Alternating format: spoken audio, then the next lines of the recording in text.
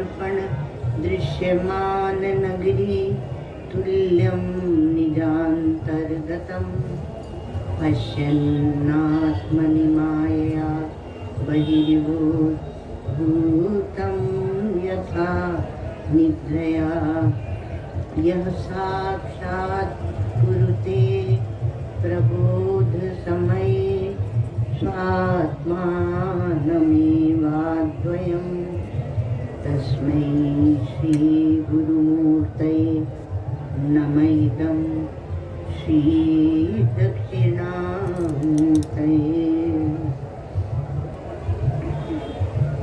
श्री कृष्णार्जुन संकथामृतनिधे धीरं गभीरं तलं तत्त्वान्वेषण तत्परे दधिगतं कैकैर्न सद्धीवरैः किन्तु प्रत्नविचाररत्ननिकरान् आनीय दाने प्रभु पूर्णानन्दविदितेन कश्चिदिति तं सर्वात्मना संशये अखण्डानन्द सम्बोध पूर्तये ब्रह्ममूर्तये सुधास्मित समाश्लिष्ट नेत्रान्तस्फूर्तये नमः।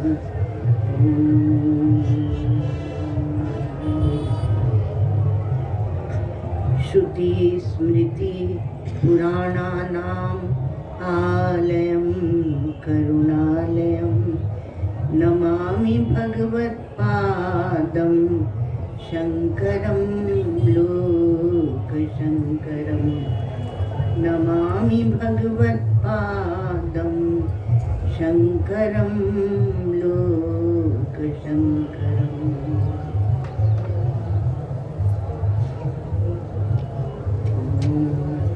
पार्थाय प्रतिबोधिता भगवता नारायणेन स्वयं व्यासेन ग्रथितां पुराणमुनिना मध्ये महाभारतम्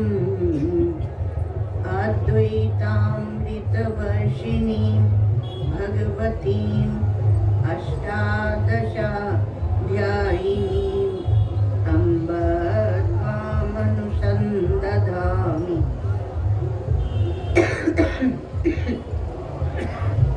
भगवद्गीते भवद्वेषिणी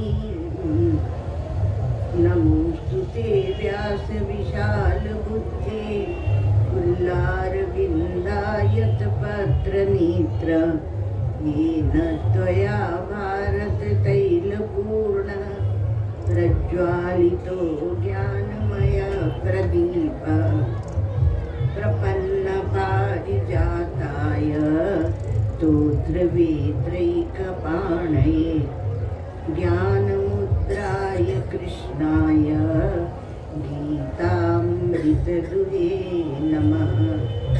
सर्वोपनिषदो गावो दुग्धा गोपालनन्दनः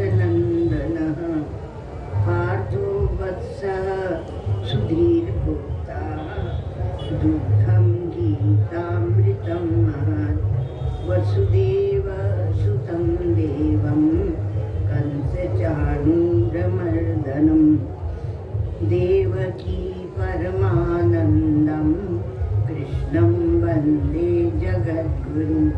8वें अध्याय का 9वें श्लोक से देख ले, क्योंकि अनुचिंतन परमात्मा का कैसे करना है वो एक बात बताई जा रही। कविं पुराणम् अनुशासितारम् अणोरणीयां समनुस्मरेद्य सर्वस्य धातारमचिन्त्य रूपम् आदित्यवर्णं तमसः परस्तात् प्रयाणकाले मनसाचलेन भक्त्या युक्तो योगबलेन चैव भ्रुवोर्मध्ये प्राणमावेश्य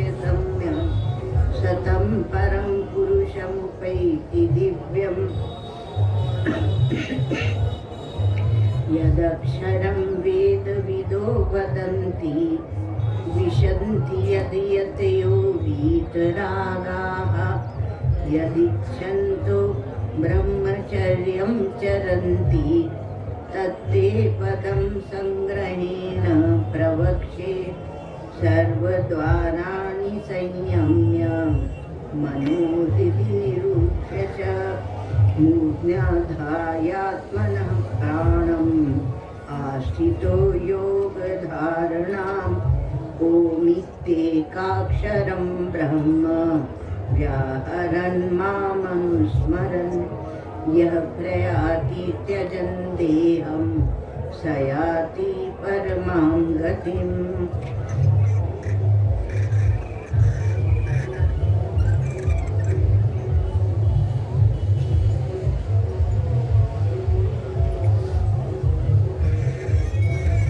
प्राण काले मनसा चले न, मृत्यु के समय मरण काले और मन को अचल कर लो।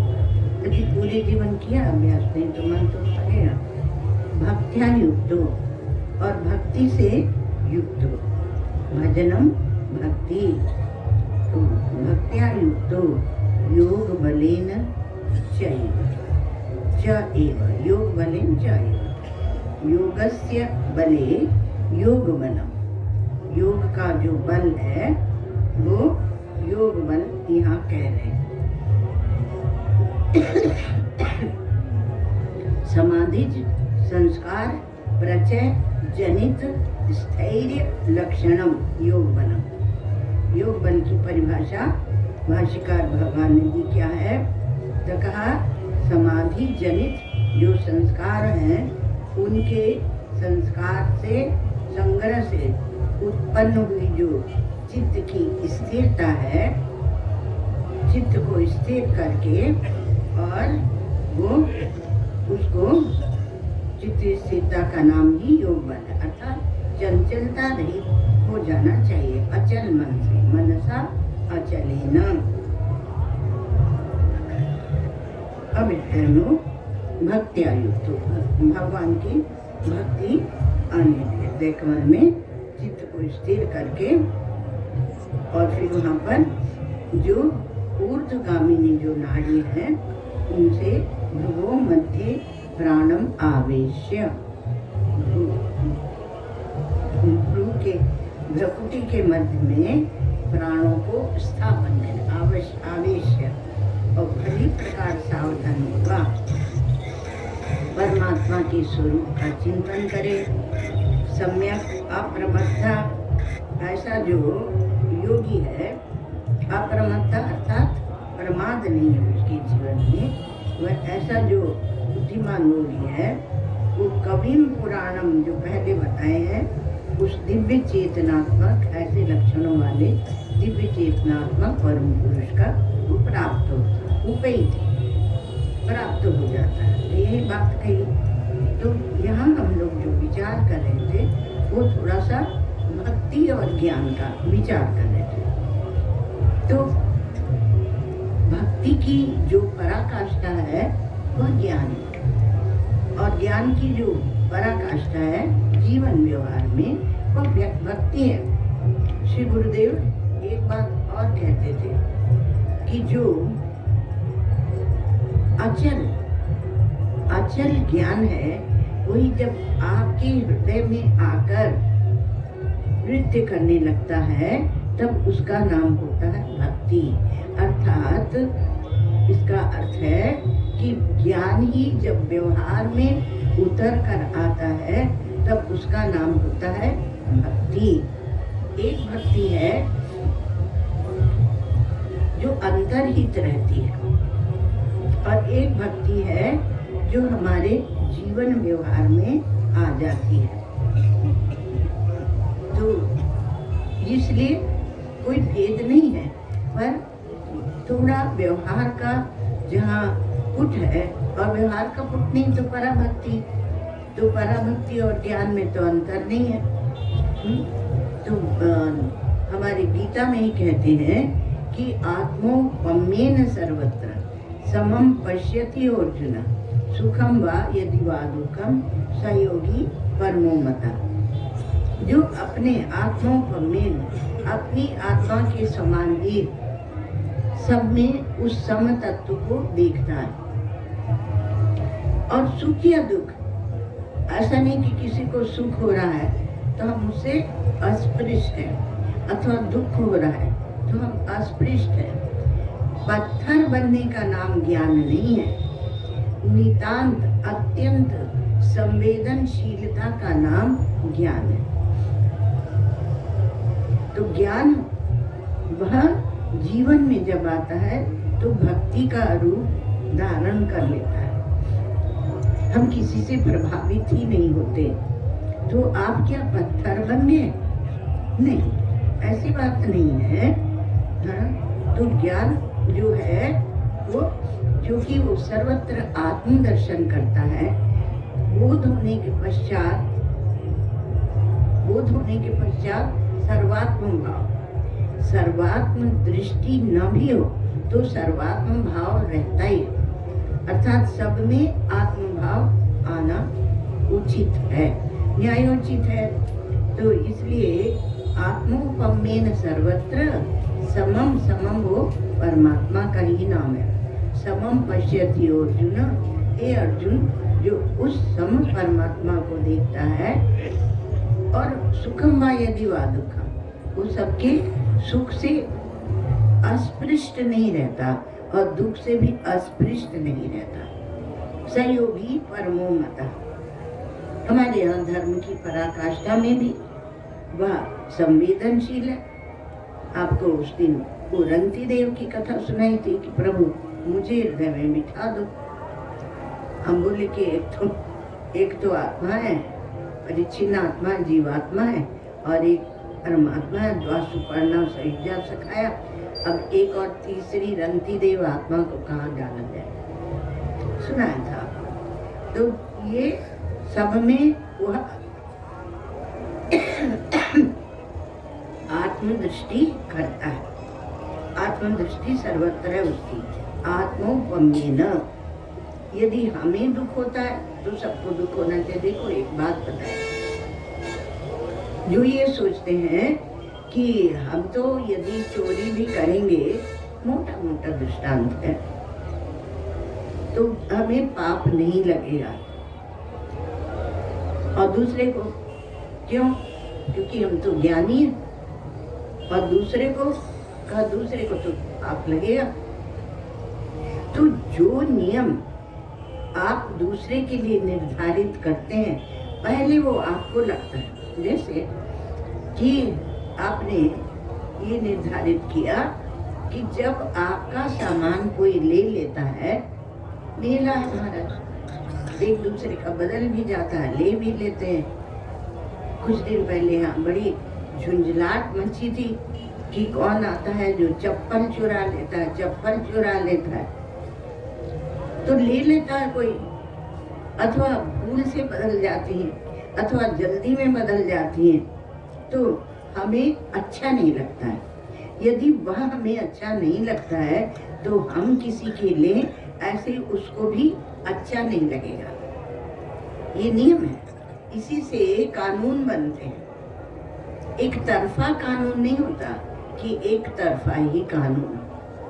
क्यों? क्योंकि हम ज्ञानी हैं, हम भक्त हैं। ऐसे ज्ञानियों को और ऐसे भक्तों को प्रणाम ही करते हैं। लेकिन जो ये सोचता है कि और किसी को कष्ट न हो, क्योंकि जब हम ऐसा करते हैं तो उसको कष्ट अवश्य होगा, तो इसलिए आत्मोपमेन सर्वत्र। तो परम सत्य जो परमात्मा है, उसमें ऐसा है कि जहाँ कर्ता होता है, कर्ता वह तत्व ऐसा है कि जहाँ कर्ता भोक्ता, सबको ले लो, कर्ता भोक्ता ज्ञाता और परिच्छिन्नता, एक सूक्ष्म अहंकार होता है परिच्छिन्नता का, उसका स्पर्श नहीं, अस्पृष्ट है, अर्थात वह बनता ही नहीं। कर्ता भोक्ता परिच्छिन्नता, परिच्छिन्न ज्ञाता, ये वह बनता ही नहीं, इनसे तादात्म्य नहीं करता है। मुख्य बात है तादाद में किससे करते हैं। दूसरी बात कि परमात्मा की बात हम लोग भक्ति में भी और ज्ञान में भी देख रहे हैं। तो यदि आत्मा से भिन्न वह परमात्मा है और यदि आत्मा उससे भिन्न है तब क्या होगा?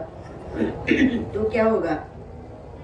तो कहा आत्मा यदि उससे भिन्न है, आत्मा तो परिच्छिन्न होगा, क्योंकि वह अनंत है, वह ब्रह्म है, वह परमात्मा है। तो आत्मा को हमने अलग कर लिया तो हम परिच्छिन्न हो जाएंगे। ये एक भयावह स्थिति है, भयंकर स्थिति है। जैसे द्वैतवादी मान लेते हैं कि हम भगवान को अपने हृदय से एक कैसे करें। हमारे एक साधक वो कहा करते थे कि जितने द्वैतवादी हैं वो भगवान से मिलते तो हैं, बहुत प्रेम करते हैं, लेकिन हृदय में एक खूंटा लगाए रहते हैं। खूंटा लगा के जब मिलते हैं तो भगवान से कैसे मिलेंगे? तो द्वैत का एक खूंटा लगा के मिलते हैं तो पूरे से मिल नहीं पाते भगवान से, तो भगवान से मिलते ही नहीं। तो यदि आत्मा से भिन्न है परमात्मा तो हम परिच्छिन्न हो जाएंगे, हम टुकड़े टुकड़े हो जाएंगे, हम अनंतता को कभी जान नहीं सकेंगे। और यदि हम पृथक है और यदि वह हमसे पृथक है तब क्या होगा बताओ? वह यदि आत्मा से भिन्न है तब क्या होगा? आप कहेंगे कि उसको क्या परेशानी है, वो तो भिन्न ही है। नहीं, वो भिन्न नहीं है, वो हमारी चेतन को लेकर और सत्तान्वित हो रहा है, चित्तान्वित हो रहा है। वो हमसे ही चेतन लेकर और चेतित हो रहा है। तो हमसे यदि नहीं मिलता है ईश्वर या परमात्मा तो वह मूर्छित हो जाएगा, वह सुप्त हो जाएगा। हम अपना चैतन्य उसमें डाल कर और उसे जीवित रखते हैं परमात्मा। बात ऐसी है, विचार कर लेना, बात ऐसी है। तो जो भक्ति माता है उन्हें क्या ऐसा पता नहीं है कि यदि उससे भिन्न होगा मेरी वस्तु, मेरा पुत्र, तो परिच्छिन्न हो जाएगा, वो कटा पिटा रहेगा, वह अनंतता को प्राप्त नहीं होगा। तो भक्ति माता का ये स्वभाव है कि वो अपने पुत्र को अज्ञानी नहीं रहने देती। भक्त्या युक्तो वो अपने पुत्र को अज्ञानी नहीं रहने देती। उनकी महिमा देखो कि वो उसे पैदा करती है, उत्पन्न करती है, अपने पुत्र को उसको पैदा करती है, उत्पन्न करती है और फिर उसका संवर्धन भी करती है, उसे बड़ा करती है और फिर उसका पोषण करती है। और फिर जैसी चिंता देने से वो निश्रेयस को प्राप्त हो, ऐसी उसके चित्त में चिंता जगा देती है। ये भक्ति माता है।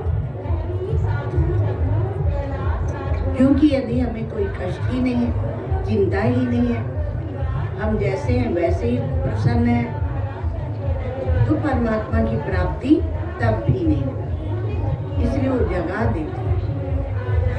इसका निश्रेयस की प्राप्ति के लिए उसके में इच्छा जगा देती है। ये भक्ति माता है। तो ये भी भक्ति दोनों ओर से काम करती है। इधर आपको संसार से निवृत्त करती है और उधर जो लक्ष्य है, परमात्मा है, उसके लिए इच्छा जगा देती है। एक साथ दो काम करते हैं। मैं अपना मन हरिसो जोरी संबंधो तोड़ो। तो एक साथ वो दो काम करती हैं, क्योंकि वो उनकी जो वस्तु है, उनका जो अपना है, उसे वो अज्ञानी नहीं रहने देना चाहती। ये भक्ति माता का ऐसा स्वभाव है। तो इसलिए भक्ति की अवहेलना नहीं करनी चाहिए। अब देखते हैं कि कितने भक्ति के मधुर काव्यों की रचना हमारे भगवान शंकराचार्य ने की, और उनसे बड़ा कोई भक्त नहीं है, क्योंकि गीता में स्वयं कहते हैं भगवान कि ज्ञानी त्वात्मैव मे मतम, ज्ञानी तो मेरी आत्मा है। एक बार तिरुविदाई ऐसे कुछ नाम है, तो वहाँ भगवान शंकराचार्य पधारे दक्षिण भारत में। तो मंदिर में जब ऐसे दो तीन चढ़ने की वहाँ चढ़ रहे हैं, तो पुजारी लोग दौड़ के आए और द्वार बंद कर दिया। कहा तुम जाओ, तुम अद्वैतवादी हो, और हमारे भगवान तो हम उनकी पूजा करते हैं, उनको उनके प्रति श्रद्धा करते हैं, तो हम तो द्वैतवादी हैं, और तुम कहाँ से अद्वैतवादी हमारे मंदिर में आ गए, तुम जाओ। तो भगवान शंकराचार्य गए नहीं, वहीं खड़े रहे, और उन्होंने कहा कि पहले जिन भगवान को, वो भी शंकर का ही, शिव का ही मंदिर था, तमिलनाडु में है, अभी नाम नहीं याद है।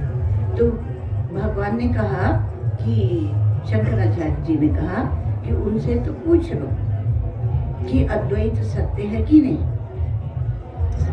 और उन्होंने कहा कि उनसे पूछते हैं, चलो। तो कहा नहीं, उनसे क्या पूछना है, हम बता रहे हैं, तुम जाओ। तो शंकराचार्य जी भगवान ने कहा कि प्रभु अद्वैत सिद्धांत सत्य है नहीं, और उस मंदिर में से आवाज आई अद्वैतम सत्यम, सत्यम अद्वैतम, अद्वैतम सत्यम, और सत्यम अद्वैतम। अद्वैत सत्य है, और सत्य जो है वह अद्वैत ही है। आज 3 बार जब घोषणा हुई गंभीर वाणी में, तो पुजारियों ने पट खोल दिए। देखा तो भगवान की शिवलिंग में एक ऐसे हाथ उठा हुआ था, और वो हाथ उठा के अब ध्वनि हो रही थी कि अद्वैतम सत्यम। तो जो भगवान की भक्ति को नकारते हैं, वो ज्ञान को समझे नहीं, क्योंकि वो तो उनकी आत्मा ही है। तो जीवन में भक्ति आ जाए, इसके लिए भी प्रयास करना चाहिए। तो ये भक्ति माता, यदि आपको बोध हो भी जाए, तो बोलते हैं कि बोध के अनंतर की भक्ति, भक्त्यर्थम कल्पितम द्वैतम। मधुसूदन सरस्वती जी ने लिखा है इस पर, भक्त्यर्थम कल्पितम द्वैतम अद्वैतादपि सुंदरम। भक्ति के लिए हमने ऐसे कल्पना कर ली, हमारे हृदय में भक्ति है, इसलिए ऐसे कल्पना कर ली कि भगवान हमारे प्रभु हैं, स्वामी हैं, रक्षक हैं, और हम उनकी पूजा करते हैं। तो कहा कि वो भाव अद्वैत से भी सुंदर है। तो भक्ति हमारे जीवन में बोध हो जाने के अनंतर भी लहराती रहती है। और ज्ञान की बात समझिए, तो ज्ञान अज्ञान को निवृत्त करके और स्वरूप को नहीं छोड़ता है। वह स्वरूप अधिष्ठान के रूप में रहता है, क्योंकि आपका स्वरूप तो ज्ञान ही है, तो वह ज्ञान स्वरूप ही है, तो इसलिए वो ज्ञान के रूप में रहता है। परंतु जो ज्ञान, जो वृत्त्यात्मक ज्ञान है, जो महावाक्यादि के द्वारा उत्पन्न किया जाता है, वह अविद्या को निवृत्त करके और बाधित हो जाता है, माने चला जाता है, वह ज्ञान चला जाता है। तो ये भक्ति क्या है? ये रस और अमृतमयी, तो रस अमृतमयी जो भक्ति है, वह जीवन में लहराती रहती है। और भगवान तो कहते हैं कि मुझे कहीं ढूंढना है तो ज्ञानी के हृदय में ढूंढ लो। ज्ञानी तो आत्मे उदारा सर्व एवैते, ये जितने भक्त हैं वो उदार हैं। उदार हैं क्योंकि उन्होंने मुझे देखा नहीं फिर भी मेरी भक्ति करते हैं। पर ज्ञानी, ज्ञानी तो आत्मैव में मतम, ज्ञानी तू आत्मैव, पर ज्ञानी मेरी आत्मा है।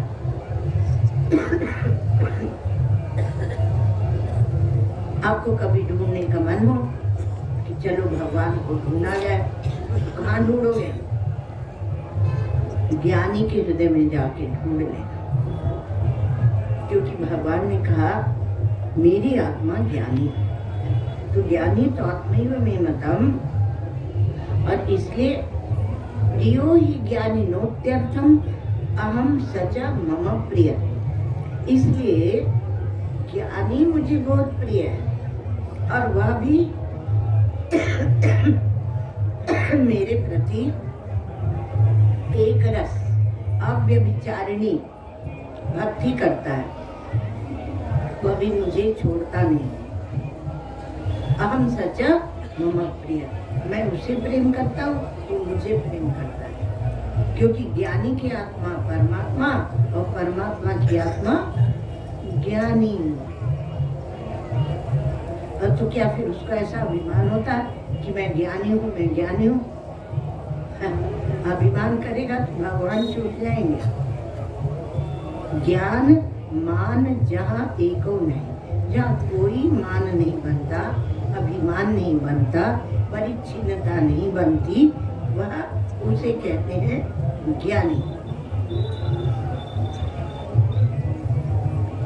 तो वृत्त्यात्मक ज्ञान जो है वो तो चला जाता है, ऐसे भी कहते हैं कि वो बाधित हो जाता है, किंतु भक्ति बाधित नहीं होती। भक्ति रस अमृत बन के और हृदय में लहराती रहती है। जो ब्रह्माकार वृत्ति है, वो ब्रह्माकार वृत्ति वह अविद्या को निवृत्त करके और वह बाधित हो जाती है। ऐसा वर्णन तो शास्त्रों में मिलता है भाई, किंतु ऐसा वर्णन तो नहीं मिलता कि भक्ति जो है वह बाधित हो जाती है। वो बोध हो जाने के अनंतर भक्ति जीवन मुक्ति का विलक्षण आनंद देते हुए ज्ञानी के जीवन में रहती है, वो बाधित नहीं होती है।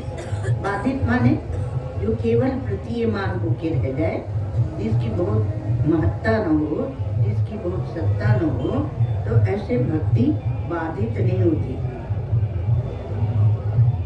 क्योंकि तो वह एक रसामृतमयी वृत्ति है तो रहेगी।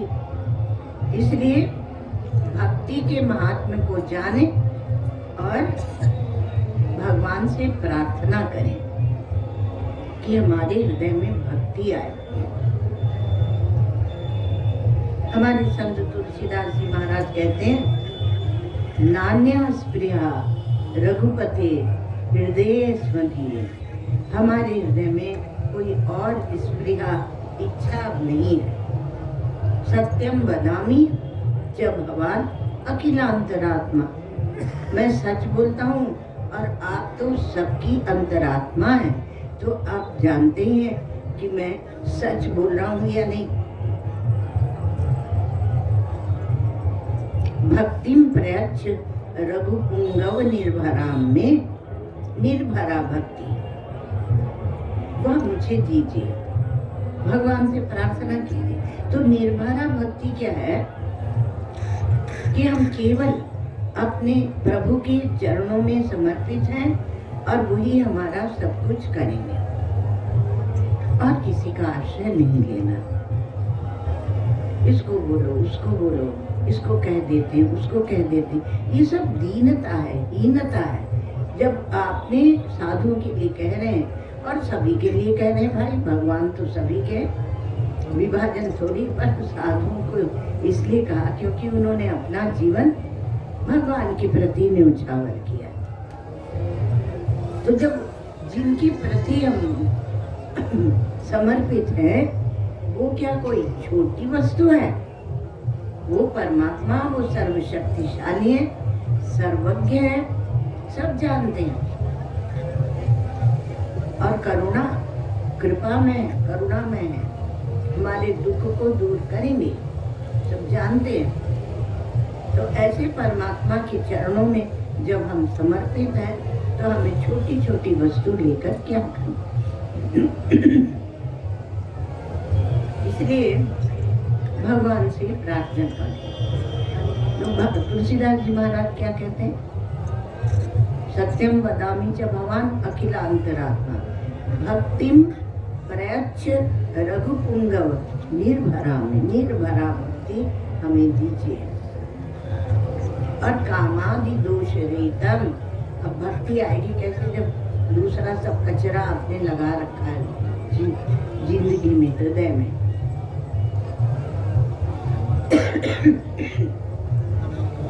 इसलिए कामादि दोष रहितम कुरु मानसम च। जब भक्ति आएगी तो काम, क्रोध, मोह, लोभ आदि दोष निवृत्त ही हो जाएंगे। उनसे रहित मेरे हृदय को हे प्रभु आप कर दीजिए। अभी तो क्या है कि भगवान के पास भी जाएंगे हम, तो हम बड़ा भारी अभिमान लेकर और अकड़ के जाएंगे और देखेंगे कि सब लोग देख रहे हैं कि नहीं कि हम भगवान के पास आए हैं। हम सिर झुका रहे हैं। वो जो आपका कितना 1 किलो का होगा, कितने किलो का सिर, वह झुका तो आप बड़ी शान में है कि देखो हमने सिर झुकाया। इसलिए भगवान की भक्ति एकांतिक होती है, अकेले में की जाती है। केवल मैं हूँ और मेरे भगवान है। एकांतिक होती है भक्ति। पूरी दुनिया को लेके भक्ति नहीं की जाती। लोग ऐसी आदत होती है कि महाराज हम तो आते हैं आपके पास और सत्संग करते हैं, अब ऐसा आशीर्वाद दीजिए। माताएं होंगी तो कहेंगी ऐसा आशीर्वाद दीजिए कि मेरे पति भी सत्संग में आने लगे, आपकी बड़ी कृपा होगी। और यदि पिता होंगे तो कहेंगे कि थोड़ा खींचातानी हो जाती है पत्नी से, तो आप ऐसा आशीर्वाद दीजिए कि वो भी आए। जरा सोचना इसमें क्या गड़बड़ी है। आप कहेंगे अच्छी बात तो है ना, वो उसके लिए भी प्रार्थना कर रहा है या उसके लिए भी प्रार्थना कर रही है, तो इसमें क्या गड़बड़ी है? गड़बड़ी है क्योंकि भक्ति में भीड़ नहीं जोड़ी जाती। ये दूसरी बात है कि कीर्तन करने लगे और उसमें भीड़ जुड़ने लगी, लेकिन भक्ति एकांतिक होती है, एकांत में की जाती है।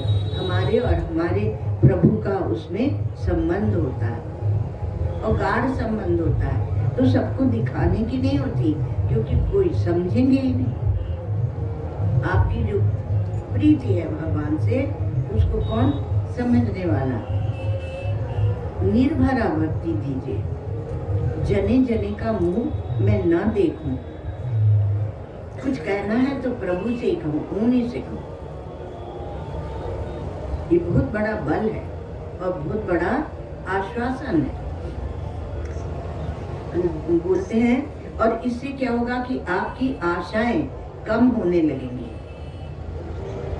वो हमारे एक आनंद घन हुए हैं भक्त बहुत बड़े, तो वो बोलते हैं कि आशा औरन की क्या कीजिए, आशा औरन की क्या कीजिए, ज्ञान सुधारस पीजे, आशा औरन की क्या कीजिए। ज्ञान की जो सुधा है, ज्ञान का जो अमृत है, ज्ञान का जो रस है और रसानंदमयी भक्ति अभी आपको सुनाया, उसको पीजिए और दूसरों की ओर मत देखो। वो कर देंगे, वो कर देंगे। दूसरे बने तो नहीं, बने तो रघुवर ते बने, नहीं बनवे मां धूल। मेरा काम बने तो मेरे प्रभु से ही बने, नहीं तो उसके बनने में धूल है। तो आप आशा औरन की क्या कीजिए। अब भक्त लोग हमारे जो भक्ति रस में बोले हैं तो बहुत कठोर भी बोले जगाने के लिए। तो कहते हैं कि भटके द्वार द्वार लोगन के ऊपर आशाधारी, ये हमारा काम कर देगा, वो हमारा काम कर देगा। चाहे उससे संबंध बना के हमें एक टोकरी दो टोकरी विक्षेप ही सिर में रखना पड़े, पर हमारी दृष्टि तो बाहर है ना। ये काम कर दिया, वो आया उसने यहाँ झाड़ू लगा दी, इसलिए क्या हुआ, हम उसको थैंक यू कहेंगे, हम उसको उससे अनुग्रहित हो जाएंगे, हम उसको विशेष महत्व देंगे। ये क्या है? ये परमात्मा में तो दृष्टि आपकी है ही नहीं, न विवेक है न वैराग्य है। इसलिए बोलते हैं कुत्ते कुकुर, कुकुर आशाधारी, जिसकी भी हृदय में आशा है कि यह मेरा काम कर देगा, यह मेरा काम कर देगा, वो कुकुर है। और जिसको परमात्मा के भजन का रस लग गया तो उसको फिर उसी में मग्न रहता है, तो उसे अपेक्षा नहीं होती है, वह निरपेक्ष हो जाता है, वह भक्त निरपेक्ष हो जाता है। आप देखिए जरा अपने मन को टटोलिए, क्योंकि आप भक्त तो बहुत जल्दी बन जाते हैं, बोलते ज्ञान तो बहुत गड़बड़ है। गड़बड़ काहे की है? बोले एक तो घटपट की गड़बड़ है ना, एक वो क्या बोलते हैं मरुमरीचिका की गड़बड़ है, और एक आकाश की नीलिमा की गड़बड़ है, एक रज्जू में सर्प उसकी गड़बड़ है। और भक्ति तो हमारी मधुर है। तो जो दृष्टांत दिए जाते हैं उसी को लेके वो भक्ति को काटते हैं। दृष्टांत से कोई बात नहीं बताई जाती, उसके परिप्रेक्ष्य में जो बात बताई जाती है उसको समझना चाहिए। हमारे पूज्य स्वामी वामदेव जी महाराज सुनाते थे कि एक शहर में दो मोहल्ले थे, पुराने समय की बात है। तो एक सब सामान्य व्यवहार वालों का मोहल्ला माने एरिया तो था, और एक था वेदांतियों का। वो बैठ के वेदांत विचार करते रहते थे।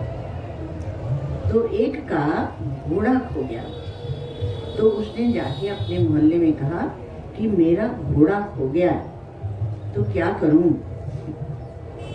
उन्होंने कहा जल्दी ढूंढ लो, नहीं तो उसको अगर वेदांतियों के मोहल्ले में वो पहुंच गया घोड़ा तो उसको त्रिकाल में मिथ्या बता देंगे, और फिर तुम उसको सृष्टि में कहीं भी नहीं ढूंढ पाओगे घोड़े को, क्योंकि बिठा लेंगे और कहेंगे बेटा तुम जो जिस घोड़े को ढूंढ रहे हो वो पहले भी नहीं था, बाद में भी नहीं रहेगा, बीच में जो दिख रहा आधा बनते चयन्नास्ति वर्तमाने पिता तथा, वो वर्तमान में भी ऐसे झूठ मूठी दिख रहा है।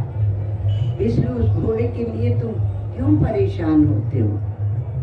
ये ज्ञान का बल होता है, भक्ति का बल होता है, तो उस बल से चलना चाहिए। जब आप धर्म के अनुसार चलते हैं तो आपके जीवन में सद्भाव आता है।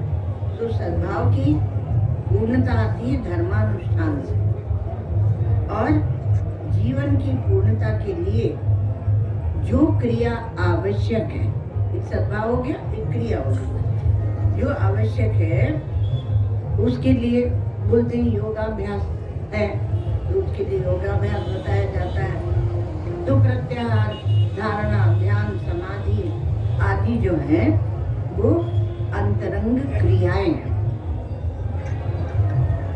वो हमें सद्भाव में स्थापित करती हैं। सद्भाव से अलग वो भी नहीं ले जाती। जैसे कि एक बार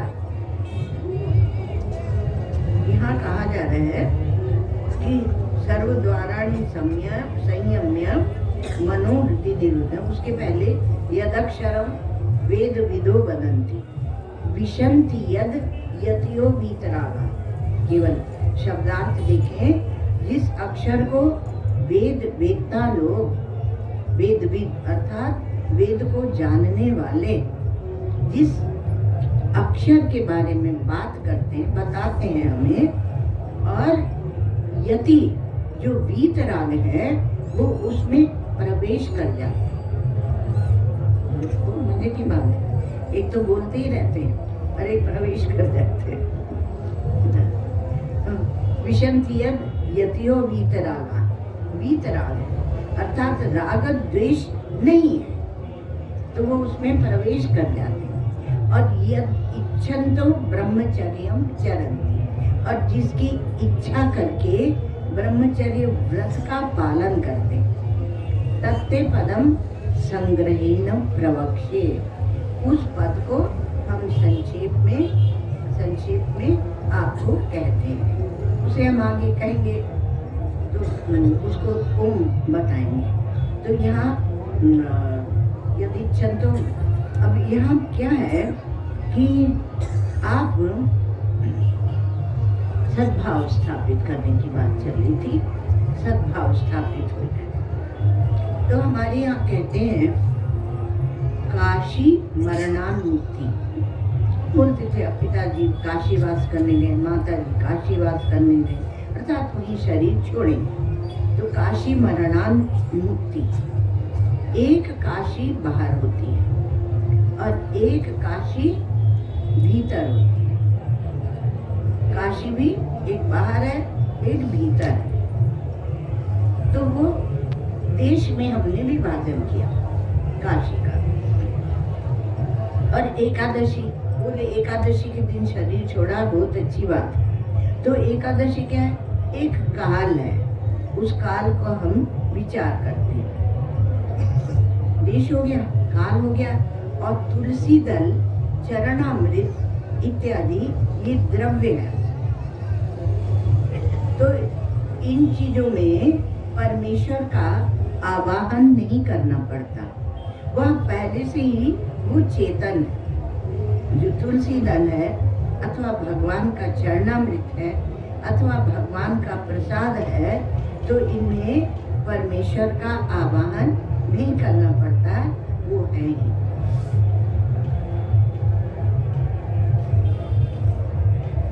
तो जहाँ जो 10वें श्लोक में कहा था, भ्रुवोर मध्य प्राणम आवेश्य सम्यक, भ्रुव दोनों भुवों के बीच में आप प्राणों को वहाँ स्थापित कीजिए, आवेश्य सम्यक।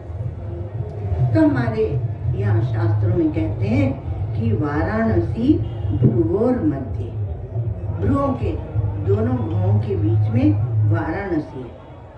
84 कोस की काशी है और वाराणसी 25 कोस की, मतलब आप सिमटते जाते हैं। तो वाराणसी भ्रुवोर मध्य, तो मोटे भी 84 कोस की काशी और 25 कोस की वाराणसी, और 3 कोस की अंतर्वेदी, 3 कोस की अंतर्वेदी हो जाती है। ये सब जैसे आपके 5 कोश बने हैं ना, 5 भूत, 5 कोश, वैसे ही समझो। और अंतर्वेदी 3 कोश की, और भुवों के बीच में आध्यात्मिक काशी है। भ्रुव और मध्य, भुवों के बीच में आध्यात्मिक काशी है। तो पुरुषम उपैति, अर्थात पुरुषम उपैति दिव्यम, तो वो उस दिव्य पुरुष को, चेतन परमात्मा को प्राप्त करता है। कब? मृत्यु के समय, जब शरीर छोड़ता है तो उसको प्राप्त करता है। तो उपनिषद का वाक्य है कि दिव्यो अमूर्तः पुरुषः, दिव्यो ही अमूर्तः पुरुषः। वह पुरुष, वो परमात्मा, वह चेतन, वह दिव्य है और उसकी कोई मूर्ति नहीं है। जब आप इस प्रकार उसका ध्यान करते, मूर्ति नहीं, मूर्ति तो हम पहले आलम्बन लेते हैं चित्त को एक जगह में स्थापित करने के लिए। यदक्षरम वेद विदो वदंती विशंति यदेत्यो वीतरागा, 11वें श्लोक में कह रहे हैं। वीतरागा, वीतरागा अर्थात राग और द्वेष, उसके लिए भूत की, बीत गए उसके भूत की बात हो गई, अब कहीं कोई स्पर्श नहीं है। लोग ऐसे सोचें कि उसका पक्ष लेते हैं, उसका पक्ष नहीं लेते हैं, दूसरी बात है, पर उसके हृदय में कोई राग नहीं है, कोई द्वेष नहीं है, अर्थात पक्षपात नहीं है, पक्षपात नहीं है। और ऐसा जो व्यक्ति वीतराग होता है उसके लिए शास्त्र कोई विधि निषेध नहीं बताते। यदक्षरम वेद विदो वदंती, तो वेद वेदता जो है वो उसके लिए कहते हैं, परमात्मा के बारे में बताते हैं, किंतु विशंति यतियो, जो यति है, प्रयत्नशील है और वीतराग है, अब राग द्वेष उनके हृदय में नहीं है, वो उसी सत्य में, उसी परमात्मा में प्रवेश कर जाते। कौन सी बात बढ़िया, बोलना बढ़िया है कि उसमें प्रवेश कर जाना बढ़िया है, कौन सी बात अच्छी है? इसलिए वीतरागी जो है वह विशंति, वह उस विशंति अर्थात प्रवेश कर जाना। तो यति कौन है? यतयो, तो यति कौन है? जो श्रवण मनन और निधिध्यासन आदि के द्वारा प्रयत्नशील है। यतयः, जो यत्नशील है, प्रयत्नशील है, वो यति है। अच्छा, प्रयत्न तभी सफल होता है जब अंतःकरण शुद्ध होता है। शुद्ध है अंतःकरण, तो कैसे शुद्ध है? कहा कि राग द्वेष नहीं, वीतरागा। तो तब जो प्रयत्न करेगा, यति, यति मतलब सतत जो प्रयत्न कर रहा है, तो यति है और वीतराग है, अर्थात कोई इच्छा उसके है नहीं। यदि इच्छाएं हैं तो आपका प्रयत्न सफल हो कि नहीं हो, किंतु जब इच्छाएं नहीं है तो अंतःकरण में इच्छाएं नहीं है, तब प्रयत्न सफल, और इच्छाएं हैं तो उसको खींच के बाहर ले आएंगे, वो अपनी पोटली के बारे में सोचेगा। तो उसके लिए जब यति प्रयत्न करता है तो राग द्वेष राहित्य आवश्यक है। आवश्यक है कि उसके हृदय में किसी के प्रति राग नहीं हो और किसी के प्रति द्वेष नहीं हो। हमारे यहाँ ब्रह्मचर्यम चरन्ति, आगे की पंक्ति है 11वें श्लोक में, तो ब्रह्मचर्यम चरन्ति, ब्रह्मचर्य, ये 4 जो आश्रम है इनका प्रयोजन क्या है? ब्रह्मचर्य, गृहस्थ, वानप्रस्थ और संन्यास, इनका क्या प्रयोजन है?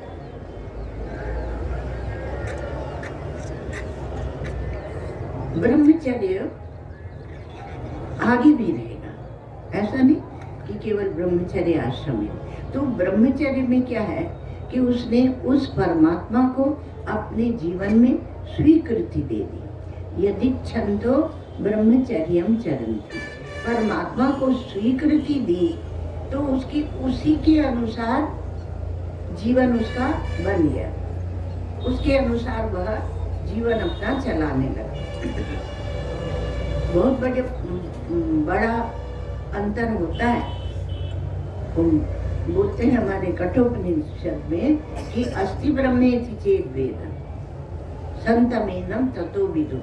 जो कहता है कि परमात्मा है उसका जीवन और तरह का हो जाता है, और जो अभी सोचता है पता नहीं भगवान है भी कि नहीं है भी कि नहीं है, तो उसका जीवन दूसरी प्रकार का होता है। तो जिसके जीवन में स्वीकृति है, यदिच्छन्तो ब्रह्मचर्यम चरन्ति, इच्छा कहीं से भी आ गई, गुरु के मुख से सुना या शास्त्रों में सुना, तो कहा तत्ते पदम संग्रहेण प्रवक्ष्ये, आपको श्लोकार्थ सुना रहे। तो ये दीक्षंतो ब्रह्मचर्यम चरंती, जिसकी इच्छा करते हुए ब्रह्मचर्य का पालन करते हैं, अर्थात ब्रह्म में वह रमण करता है। तत्ते पदम संग्रह, उस पद को हम संक्षेप में बताते हैं। ओमित्येत, ये ओमित्येत तत्ते पदम संग्रह प्रवक्ष्य, और वहाँ कहते तत्ते पदम, कठोपनिषद में तत्ते पदम संग्रहेण ब्रवीमि ओम इत्येतत्, ब्रवीम्योम इत्येतत्, ऐसे संधि करके होता है। तो ऐसा जो परमात्मा है उसको हम चाह रहे हैं, तो वह है ब्रह्मचारी, ब्रह्मचर्य। अब यहाँ पर एक बात और आएगी आगे, वो है संयम। तो संयम, आपकी जब इच्छा है तब तो संयम करेंगे ना, और जब इच्छा नहीं है तो कहाँ से संयम करेंगे। तो इस श्लोक को और आगे के हम लोग अब कर देंगे। ओम सर्वे भवन्तु सुखिनः, सर्वे सन्तु निरामयाः, सर्वे भद्राणि पश्यन्तु, मा कश्चित् दुःखभाग् भवेत्। असतो मा सद्गमय, तमसो मा ज्योतिर्गमय, मृत्योर्मामृतं गमय। ॐ पूर्णमदः पूर्णमिदं पूर्णात् पूर्णमुदच्यते, पूर्णस्य पूर्णमादाय पूर्णमेवावशिष्यते। ॐ शान्ति।